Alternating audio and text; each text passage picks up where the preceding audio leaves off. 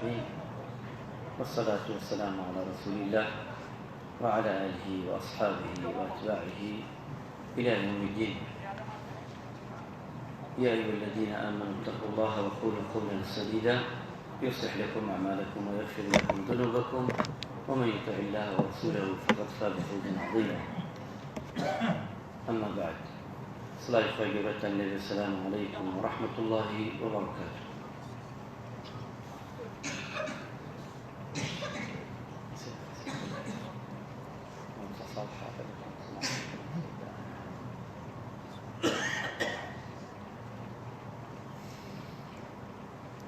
گەشتنە بابەتێەوەی بابەتێکی تر لە عنوانی ئادابەکان ئینشاءالله بخدمەتی جەنابتانە، ئادابی جەماعەت، واتە نوێژە جەماعەتەکان چینە سەر ئەو ئادابە ئینشاءالله بۆی هەموومان لەیەکەوە ئیستادە بکەین ئینشاءالله. طبعا نوێژ معلومی جەنابتان یەکێکە لە پایە گەورەکانی ئیسلام، لە نێوانی کوفر و ئیمانە، لە نێوانی کوفر و ئیسلامە. نوێژ ئەوەیە کە یەکەم کارە خۆی پەروەردگار لە قیامەتا لێمان ئەپرسێ دەربارەی نوێژە. حەقی خوا لەسەر بەندەکانی دەست پێ دەکات لە نوێژ دەست پێ دەکات. حەقی مرۆڤەکان لە بینی من و تۆدا لە خوێنەوە دەست پێ دەکات. کەواتە نوێژ لە هەموو عیبادەتەکان تر گەورەتر. و نوێژش ئەوەیە گەوری ئەوە دەرەخات لە حەوت تەبەقەی ئاسمان خواگیان فەرزی کردو لەسەر من و تۆ، لەسەر زەوی کردو. ئیتر ماڵێکی تایبەت کردووە لەسەر زەویدا و ناوی ناوە ماڵی خۆی ئەحەب البلاد إلى الله المساجد، مزگەوتەکە. نوێژی تیا دەکەین هەموومان تۆ دەبینەوە. حەق وایە ئەمە چونکە گرنگە کە ئادابش بزانین. لەگەڵ ئەو ئادابانە هەندێکی جەنابتان لەوەی بزانین، بەڵام بۆ تذكيرة بيان عند الشيء تازه. ما من ثلاثة في قرية لا يبدو ولا تقام فيهم صلاة إلا قد استوحد عليهم الشيطان فعليكم بالجماعة. پیغمبر إخوة فرمي عليه الصلاة والسلام أبي درداء جريته وفرمي پیغمبر نازدار صلى الله عليه وسلم فرميتي قرسي كس لقندي كابون سيكس، يعني سيماو سيكس. ئەگەر هاتو ئەمانە نوێژیان نەکرد بۆ کۆمەڵ لەو لادەیە بام نەدرا، ئەوە چاک بزانن ئەو لادەیە، ئەو شوێنە، ئەو ماڵە، ئەو گەڕەکە، ئەو نەفەرانە شەیتان ئەیان باتە ڕێوە. شەیتان ئەیان باتە ڕێ. ئەمە زۆر گرنگە. زۆر جارێ باعث نەدەین، لە شارە باعث ئەدرێ، بەڵام لادەیەکانە ئەبینی کابرا ڕەمەزان تێ زۆر طبیعیە لای جمعە نەکرێ، زۆر طبیعیە لای. ئەگەر هەر لادەیەک هەر شوێنێک جمعە و جەماعەتی تیا نەکرێ، ئەو لادیەیە نە مەلایکە ڕەحمانی تێچێ و شەیطانش زاڵ بووە بەسەر ئەو لادەیە. ئەمە پێغەمبەر گیانە فەرمی عەلەیهی سەڵاتو وەسەلام. ئەبێ وریابین. بۆیە ئەگەر تەماشاشکەین پێغەمبەری خوا صلی الله عەلەیهی وسەلەم ئەگەر بیویستایە بچواتە سەر گەلێک قەومێ نەتەوەیەک، زۆر جار دەیوت پێیان بچن تەماشاکەن، جۆ بگرن، بزان بانگی تایە ئەو شوێنە، بزان نوێژ و جەماعەتی تایە. ئەگەر تیای بوایە قەت غەزای ئەو شوێنەی ناکرد پێغەمبەری خوا غەزای ناکرد، گەڕا. ئەگەر نوێژ و جمعە و جەماعەت و بانگی تیا نەبوایە، ئەو کاتە غەزایە. چونکە یعنی کەواتە بانگ و نوێژ و جەماعەت بووە سەبەبی ئەوەی کە پێغەمبەری خوا صلی الله علیه وسلم غەزای ئەو شوێنە نەکا، نەچێتە سەر. ئەمە خۆی لە خۆیان کە گرنگە و گەورەیە. ئیسا زۆر جار بەداخەوە بینی بایەخەدا بە دنیا، بەڵام بایەخ نادا بە نوێژەکەی. بڕێ مەڕی هەیە، بڕێ بزنیە دوو لە ڕوو جەنابتان. ئەگەر شوانەکەی یەک تاق دیار نەبێ هاوارەکە و ئەگەڕێ بە هەموو دنیای بۆی شوانێکی دەستکرد. غەم شوانێتی چەند حەیوانێکە خوا، بەس غەمی شوانی لادەکەی ناخوا کە قیامەتی لەسەرە و ئەسڵ بۆ ئەوە دروست کراوە خۆی. ئەبێ وریابین.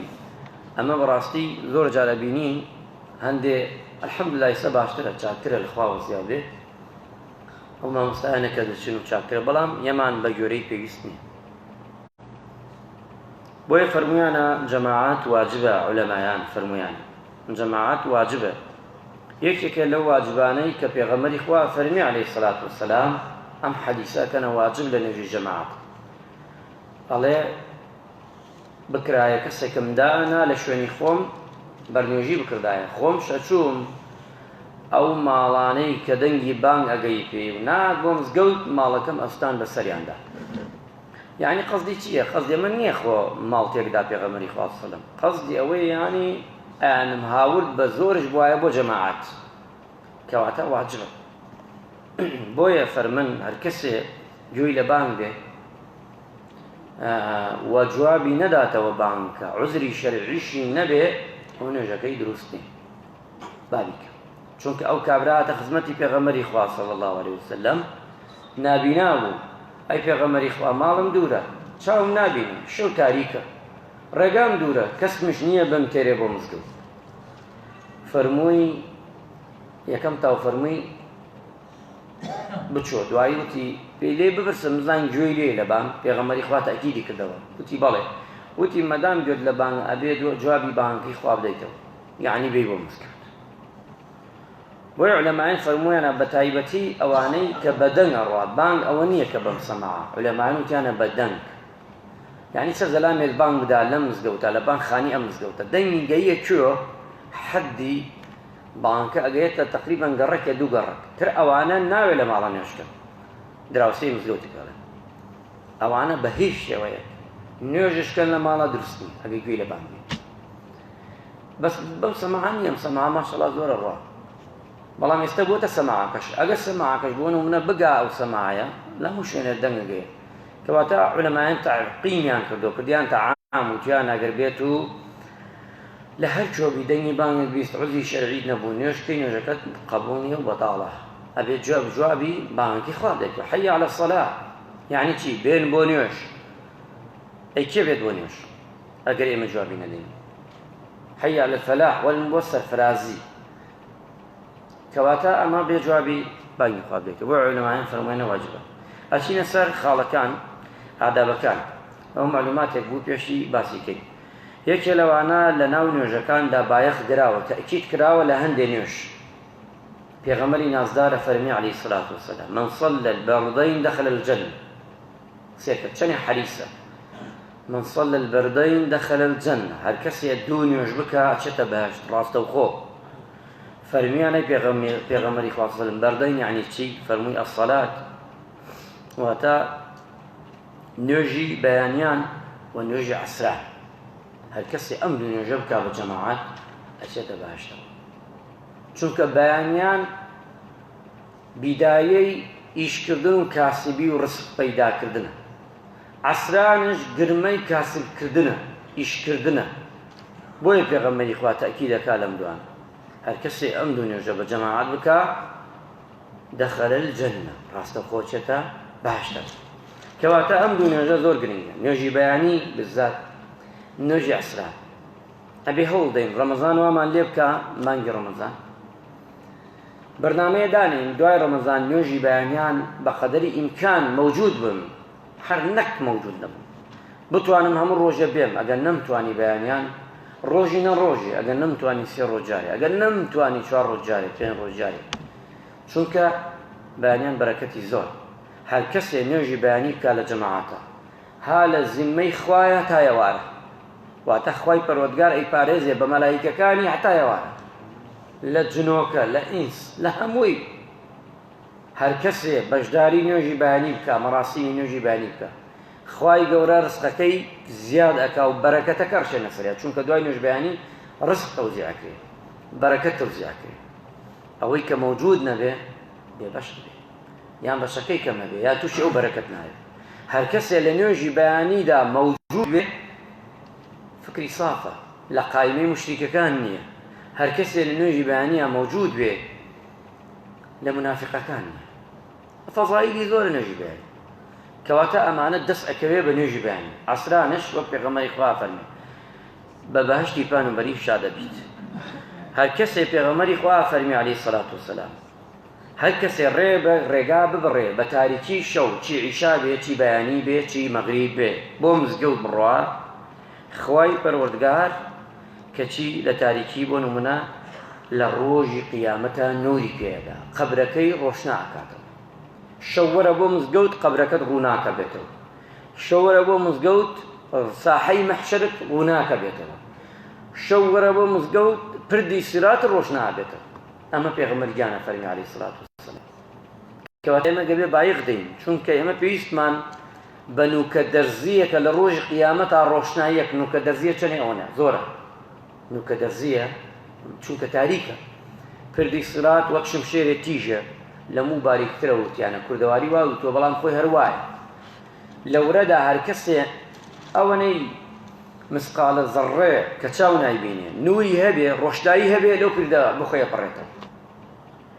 لە ناوی گۆڕدا لە ناو قەبردا ئەوەت هەبێ مرتاحی لە ساحەی مەحشەردا هەرتی هەرسێکیان کەواتە ئێمە ناتوانین ئەمانە نوێژی بە تایبەتی نوێژی بەیانی نوێژی عیشا و نوێژەکانی تر نوێژی عەسر بە تایبەتی پێغەمبەری نازدارە فەرمیێ چینە سەر نوێژی عیشا من صلى العشاء في الجماعة هەر کەسێ نوێژی عیشا بکا بە جەماعەت بەس عیشا فكأنما قام نصف الليل وەک ئەوەیە هەتا دوانزەی شەو ئەم پیاوە یەسیاوەتە پاو عیبادەت خواکە چوار ڕکات عیشا بەس بی چوار ڕکات نوێژی عیشا بکەی خوای گەورە ئەمرەکا بە مەلایکانە فەرمێ عیبادەتی بۆ بنووسن حتا نیمەی شەو بکەنە دووکتەوە عەبدەکەم هەتا ئیمشەو نیمەی شەو عیبادەتی کرد ئەمجا فەرمێ ومن صلى الصبح في الجماعة هەر کەسێ نوێژی بەیانیش کا جەماعەت کەچی فكأنما صلى الليل كله ئەو شەوە حتا بەیانی بە شەو نوێژی بۆ نووسێ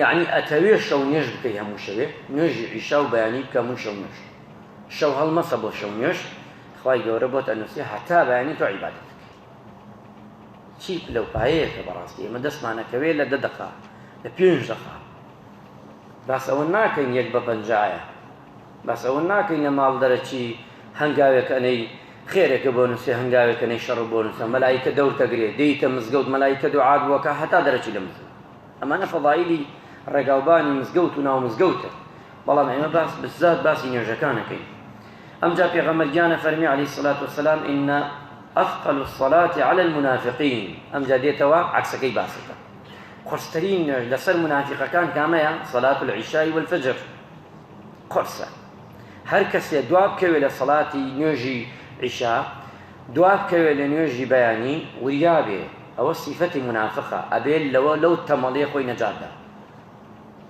بۆیە پیاوچاکان ئەیانوت ئەگەر کەسێ سێ بەیانی نهاتایە بۆ نوێژی بەیانی گومانمان لێ کرد گومان منافقی خوا پەنامان بدە کەواتە ئەبێ ئێمە لەوە خۆمان بپارێزین ئەو حەدیسەمانش باس کرد پێغەمبەری خوا فەرمووی کە واجببوونی نوێژی جەماعەت خاڵی دووهەم لە کاتی جەماعەتدا ئەبێ ئاگامان لە هەڵسوکەوتی ئیمام بێت ئیمام نوێژە هەڵسوکەوت وریابین ئەو چی کرد ئێمە تابعی ئەوین نابێ پێشی ئەو بکەین إنما جعل الإمام ليتم به فإذا كبروا فكبروا وإذا ركعوا فاركعوا وإذا سجدوا فاسجدوا تۆ تابعی ئیمامی نابێ پێشی کەوی نابێ دوای بکەوی نابێ زۆر خۆ تاخیرکەی لە ڕکوع لە سجود لە هەستانەوە لە ڕۆیشتن و نابێ منافەسەیشی بکەی ئەو جارە نەچۆتە ڕکوع تو بشتە ڕکوع ئەو جارە سەلامی نەداوە تو سەلام دەیتەوە ئەو جارە نەچوتوە سجود تو بشتە سجود ئەمە پێغەمبەرگیانە فەرمی عەلەیهی الصلاة والسلام هەر کەسێ وا بکە دوور نییە لای خوا سەری دوو لە ڕوو جەنابتان وەک سەری گوێدرێژ وا لێ لەو کاتەدا دوور نییە لای خوا یعنی ئەمەنە هەڕەشەکە بە قووەت نابێت تۆ پێشی ئیمام کەوی بە تایبەتی زۆر جار ئیمام هیچ بەلەمەکە لە سەلامدانەوە سەلامی یەکەمی تەواو کرد سەلامی دووەمیدا ئەمجا سەلامی یەکەم دەرەوە پەلەمەکە چاوەڕێکە هیچ پەلەمەکە پەلەیشتە وتی ئەسەلام عەلەیکم وەڕەحمەت الله تو هەر بێسە جارێ ئەمجا وتی ئەسەلام عەلەیکم وەڕەحمەت دووەم سەلامی داوە تۆ یەکەم دەرەوە نەک ئەرەوتی سەلام عەلەیکم تۆ ئاوایە بکەی تۆ ئاوایە بکەی بەلەو دەربچی بەعزە شوێنی خۆتان نەزانن ئیمام جارێ سەلامی تاوانە کابرا گەیتە بەردەم قاپێکە یان تۆ ئێسایتە تەپاوە بەردەم توی گردووە بۆی بڕۆی بەلەی چیکە دەڕاوەستەکە بەلەمەکە سێرێ دوا بکە جوان بزان کەس لە دواوە نوێژەکە دەی مەدام نوێژەکە لە بەردەمیا دانیشە بووە سترە بووی با خێرت بگەیە کەس نادا بەردەم نوێژەکەیە جوان ئەو تەواوی کرد جوان تۆش بۆ خۆت ڕێگا کراوە و بانشان خەڵکە مەڕۆ باجات با ئەدەیتە شانێکەکە با ئەدەیتە ڕێسملێکەکە ئەمە ئازاردانە ئەم ئازاردانە گونەحبارەوی تۆ پەلەی چیتە گشتی دەقەی بەخوا فەرق ناکات چەند چریکەیەکە پەلەمەکە دانیشە بۆ خۆت لەسەر خۆ زیکرەکان بخوێنە ئەگەر مەجاڵتش نییە یەک چریکەیە مەجال بدە مەجالێ دروست بوو با گشتی لێوە بچی ئەوە گرنگە بۆیە لەوەیە ئەمانە لە ناو مزگەوتە زۆر جار ئێمە ئەمانە بێتە گرفتۆمان گرفتەکە لەیرا دروستەبێ کابرایە سێرەکەی ئەداتە بەردەم 5-6 کەسە ئەبێتە قاڵە ئەبێتە گاڵە سێرەکەی کابرایژە وەڵای نەمان لایەن چۆن نوێژکە حەپەلەیەکی ڕابکە خۆی بەزەبەتش وایە چونکە ئەمجا هاتە مزگەوتچەوە لە شوێنێکان نوێژکە بە کەچی دوێ بە سترەت هەبێ بەردەمت با چۆڵ نەبێت چونکە بۆی خەڵک نەداتە بەردەمتا پێغەمبەری خوا صلی الله علیه و زۆر جار بە سترەوە نوێژی کرد شتێکی داناوە